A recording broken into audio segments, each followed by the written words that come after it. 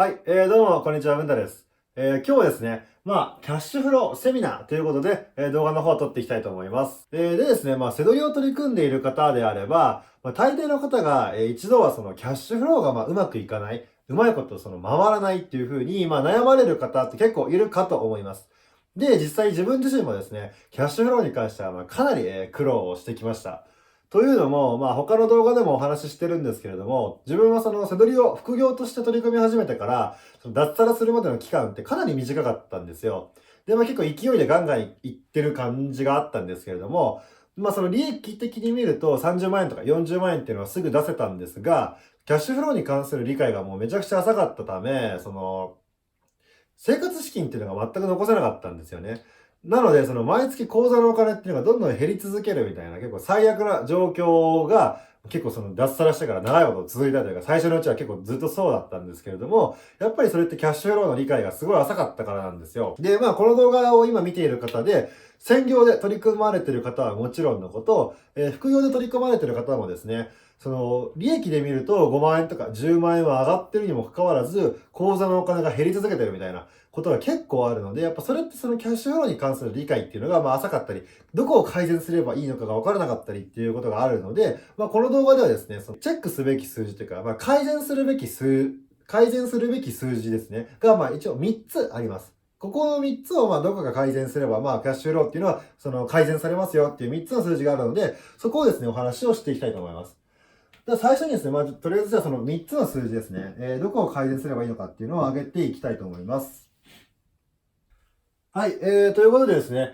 注目すべき数字というか、改善するべき数字っていうのを、3つ挙げました。で、上からですね、回転率、利益率、仕入れ金額ということなんですけれども、基本的にその、キャッシュフローがうまくいけませんとか、うまく回りませんっていうふうに、言われてる方で、考えられる原因っていうのは、これのうちの数字のどれかが足りていないか、あるいは、全部足りていないかなんですよ。で、じゃあどういったことかっていうのを、一個ずつ説明をしていきたいんですが、まず回転率に関しては、そのまま言葉の通りというか、どれだけ商品をさばけているか。先月、例えば100個仕入れた商品を今月はじゃあ何個さばけているか。80% さばけているのか、あるいは50% しかさばけていないのかっていう感じですね。なのでこれが低ければ低いほどやっぱり資金っていうのは回りにくくなると。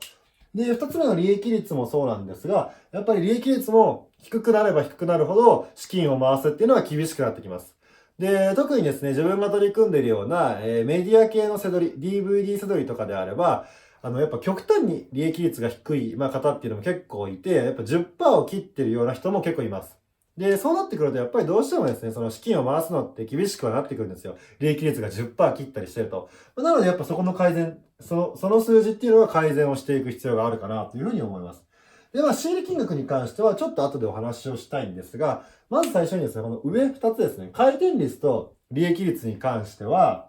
これですね、どちらも改善しなければいけないっていうパターンもありますし、どちらかを改善すればいいっていうパターンもあるんですよ。で、これどういったことかっていうと、例えばじゃあその回転率を上げようというふうに思うと、どうしてもですね、やっぱ値下げをしなければいけないと。だから利益率がどうしても下がってしまう傾向にあるんですよね。回転率をじゃあ今70%しかないのを80%、90%に上げようと思ったら、やっぱりその分ですね、商品を早く売るために値段を下げなければいけないので、利益率っていうのはどうしても下がってしまう傾向にあります。逆に利益率を上げたいと思って、例えば20%はもう絶対確保したいと思って、それ以上は値段を下げないっていうふうに決めると、今度回転率ってどうしても落ちてきますよね。なので、基本的にですね、ここの2つの数字っていうのは、どちらもチェックしながら、意識しながら、回していく必要っていうのがあるんですけれども、まずさっき言ったどっちか片っぽを改善すればいいパターンに関しては、例えば利益率に関しては、よく自分の1ヶ月の数字を見てみたら、十分な数字が取れている。けれども、回転率が低いっていうパターンの場合は、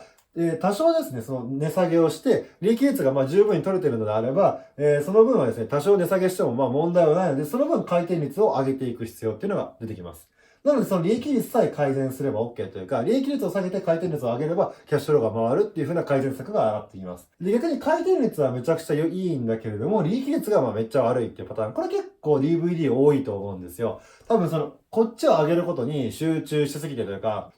早く売りたいで、やっぱガンガン値下げをしちゃってるパターンですよね。それに関しては、例えば回転率が今は 90% ある。だけども、実際は 80% ぐらいまで下げたって資金は回るっていう風に分かれば、ですね、その値下げの頻度を抑えて回転率っていうのを、利益率っていうのを上げていく必要があります。そうすることで資金が、回っていくという風な改善策が挙げられます。で、これどちらも低い場合、どちらも足りてない場合、回転も全然してないし、利益率も低いっていう場合は、根本的な仕入れ基準っていうのを見直していく必要があります。というのも、はっきり言って、その今の仕入れの手法というか、今の考え方での仕入れっていうのはもう間違っているというふうに、考えてですね、てか間違いなく間違っているんで、そういうふうにね、自覚をして、何かしらを変えていく必要があります。そのキャッシュフローを回すためには、多分その根本的な仕入れの基準であったり、取り扱う商材っていうのをガラリと変えていく必要があるかなというふうに思います。3つ目のこの仕入れ金額ですね。これさっき後で話しますって言ったんですけれども、これはど